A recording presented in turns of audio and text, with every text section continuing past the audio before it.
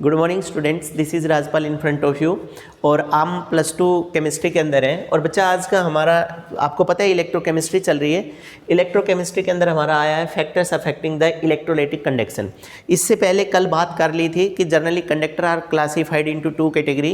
Conductor 2 category में classify हुए थे, one is electronic conductor and second is electrolytic conductor. ये बच्चा जो हमारा इलेक्ट्रोलाइटिक कंडक्टर था उसमें बता दिया गया था कि they start to decompose into the ions whenever they dip inside the water. That means as a substance either they just dip in water or pass the electric current through them, then they will start to decomposed, then they are called as electrolyte. उस time वो electrolyte है। तो आज बात की जा रही है कि factors affecting the electrolytic conduction. Electrolytic conductions को कौन कौन से फैक्टर्स प्रभावित करेंगे। तो बच्चे सबसे पहले हमारा आ रहा है आज नेचर ऑफ इलेक्ट्रोलाइट। कंप्लीट होने के बाद हम आपको मास्टर की दे देंगे। नेचर ऑफ इलेक्ट्रोलाइट में बोला जा रहा है stronger electrolyte have the greater number of hence. Hence कल भी बात की थी, हैंस कंडक्शन या conduct the electricity to greater extent. और नीचे आ रहा है number of hence is directly proportional to conductivity. आप एक चीज़ देख लीजिएगा guys, if the conductor is strong, आपके पास अगर है नेचर ऑफ इलेक्ट्रोलाइट, अगर आपका इलेक्ट्रोलाइट स्ट्रॉन्ग इलेक्ट्रोलाइट है 1:1 में है, दैट मीन्स टोटल अगर आयोनाइज हो रहा है तो ऑन डिकम्पोजिशन या on ionization total number of particle ज़्यादा हो जाएंगे और total number of particle carrier का काम करेंगे। और अगर कैरियर ज़्यादा है तो करंट ज़्यादा होगा, hence the conductivity is increase. तो नंबर ऑफ पार्टिकल्स या नंबर ऑफ आयंस जितने ज़्यादा होंगे कंडक्टिव कैरियर ज़्यादा हो जाएंगे। और greater the number of ions greater is the carrier, hence greater is the conductivity, इसलिए हमारी कंडक्टिविटी ज़्यादा रहेगी। सिंपल। इसके बदले में दूसरा देखें, नेचर ऑफ इलेक्ट्रोलाइट में ही वीक इलेक्ट्रोलाइट, अगर रूम टेम्परेचर पर बात करें तो weak electrolyte not to be decomposed completely, वो कंप्लीटली डिकम्पोज नहीं होंगे। कल ऐसा सिंबल दिया था, इसमें ऐसा था दोनों हाथ बराबर काम कर रहे हैं, इक्वल है, ग्रेटर एक्सटेंट होगी, ज़्यादा होगा। अब आप देखो, अगर यही दोनों हाथ ऐसे हैं तो मेरे वर्क करने की एबिलिटी बताओ कि बढ़ेगी कि कम होगी। तो कम हो जाएगी, क्योंकि यही हाथ वर्क करेगा, दूसरे वाला हाथ काम नहीं करेगा। और बच्चा carrier are responsible for conductor, इसलिए कैरियर ऐसे वीक इलेक्ट्रोलाइट में ये सिंबल आ गया, कैरियर कम हो गए, कैरियर कम हो गए तो कंडक्शंस कम हो जाएगी। इसलिए बोला जा रहा है कि वीक इलेक्ट्रोलाइट लेस कंडक्टिव होंगे as compare to strong electrolyte. पहला। Second, nature of solvent. Solvent का नेचर कैसा है आपका। तो गाइस आप कह रहे हैं electrolyte ionize more in a polar solvent. Polar H2O का नाम लेते हैं हम पोलर में, that means the solvent which have the positive and negative pole separately. Water है 2H पॉजिटिव आयंस और O2 unit negative ions, positive negative अलग हो गए। तो कह रहे हैं हमारे पास से electrolyte ionize more in a polar solvent, greater the polarity greater is the ionization and greater is the conduction. तीनों चीज़ें एक दूसरे के साथ अल्टरनेट में है। जो सॉल्यूशन जितना ज़्यादा पोलर होगा, इलेक्ट्रोलाइट को जब उसके अंदर पुट करेंगे इलेक्ट्रोलाइट उतनी ही जल्दी आयोनाइज होगा। इलेक्ट्रोलाइट जितना ज़्यादा आयोनाइज होगा कैरियर उतने ही ज़्यादा हो जाएंगे, जितने ज़्यादा कैरियर होंगे उतना ही ज़्यादा करंट कंडक्ट करेंगे। तो सीधी सी बात है नेचर ऑफ सॉल्वेंट में। याद रखें polarity is directly proportional to, अच्छा इसमें मैंने वैसे लिखा polarity is directly proportional to conduction, आप इसको बढ़ा सकते हैं। Polarity is directly proportional to ionization, ionization is directly proportional to conductivity, बढ़ जाएगी। तो वैसे दिमाग में एक बात याद रखो, ionization is directly proportional to conduction. जितनी आयोनाइजेशन ज़्यादा उतनी कंडक्शन ज़्यादा। पोलैरिटी है, greater the polarity greater is the ionization greater is the conduction, बढ़ जाएगी। उसके बाद थर्ड पर अगर आए, कंसंट्रेशन ऑफ सॉल्यूशन। गाइज याद रखें आप, within a viscous solution either that is polar or non-polar the power of ionization is obviously reduced there। अगर सॉल्यूशन बहुत गाढ़ा हो जाएगा तो आयोनाइजेशन कम हो जाएगी।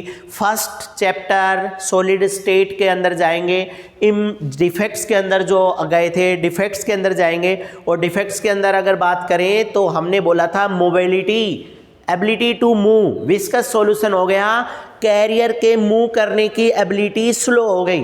और कैरियर के मूव करने की एबिलिटी स्लो हो गई तो कैरियर धीरे धीरे दूसरे पोल की तरफ जाएंगे, hence the conductive behaviour get be slow there. Conductance तो है बट कंडक्शन धीरे धीरे जा रही है, हैंस ओवरऑल देखा जाए तो conduction get be reduced there. जवाब देंगे inter ionic interaction, water water के या लिक्विड लिक्विड के पार्टिकल पार्टिकल में इंटरेक्शन ज़्यादा हो गया, इसलिए जो कैरियर करंट को लेकर के यहाँ से यहाँ जाने थे वो स्लो जा पाएंगे, स्लो जाएंगे तो कंडक्शन भी स्लो।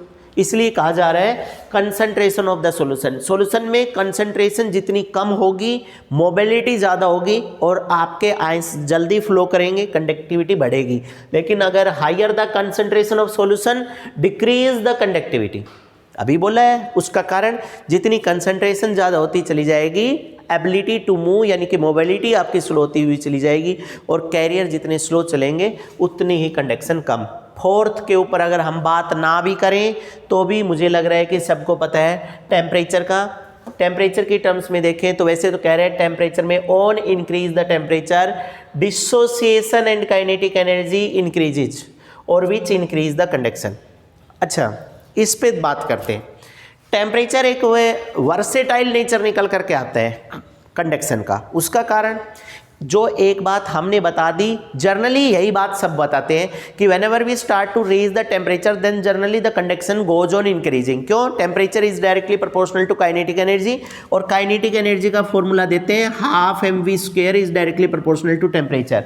इसका मतलब जैसे जैसे टेम्परेचर बढ़ाएंगे हाफ और मास के ऊपर कोई फर्क नहीं पड़ने वाला, टेम्परेचर बढ़ाएंगे तो वेलोसिटी बढ़ेगी और वेलोसिटी बढ़ेगी तो आयंस जल्दी जल्दी मूव करेंगे और करंट कैरिंग कैपेसिटी बढ़ जाएगी।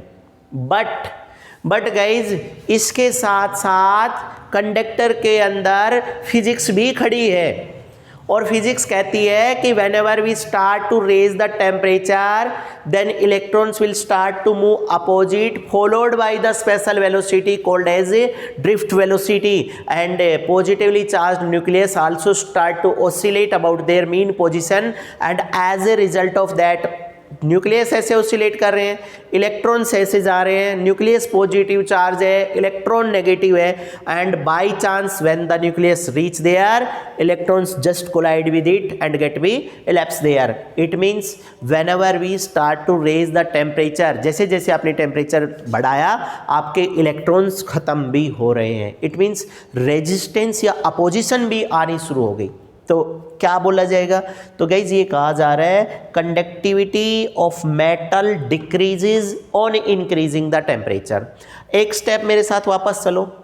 कल बोला गया मेटल, कल पहचान करवा दी थी कि मेटल कंडक्टर है बट मेटल एक स्पेशल कंडक्टर है, उस कंडक्टर का नाम, तो फिर जवाब आता है कि मेटल इलेक्ट्रॉनिक कंडक्टर है। तो गाइज मैंने पहले बोला है टेम्परेचर वर्सेटाइल बिहेवियर शो करेगा, इसलिए टेम्परेचर में सीधा नहीं कह सकते कि on increasing the temperature conductivity increases there. होती है बट किसकी होती है उस चीज़ का जवाब, तो अब जवाब आएगा बिल्कुल हिंदी में सुनो। टेम्परेचर बढ़ाने से इलेक्ट्रोलाइटिक कंडक्टर की कंडक्टिविटी बढ़ेगी लेकिन टेम्परेचर बढ़ाने से इलेक्ट्रॉनिक कंडक्टर की कंडक्टिविटी डिक्रीज होगी, क्योंकि इलेक्ट्रॉनिक कंडक्टर में ऐसे कंडक्टर होते हैं जो वाटर में डिप करने से या करंट पास करने से डिकम्पोज नहीं होते लाइक मेटल। इसीलिए on increasing the temperature resistance goes on increasing and that is special for metals. यानी कि अब एक बार दोबारा से बोल रहा हूँ, टेम्परेचर बढ़ाने से इलेक्ट्रोलाइटिक कंडक्टर की कंडक्टिविटी बढ़ेगी, टेम्परेचर बढ़ाने से इलेक्ट्रॉनिक कंडक्टर की कंडक्टिविटी डिक्रीज होगी।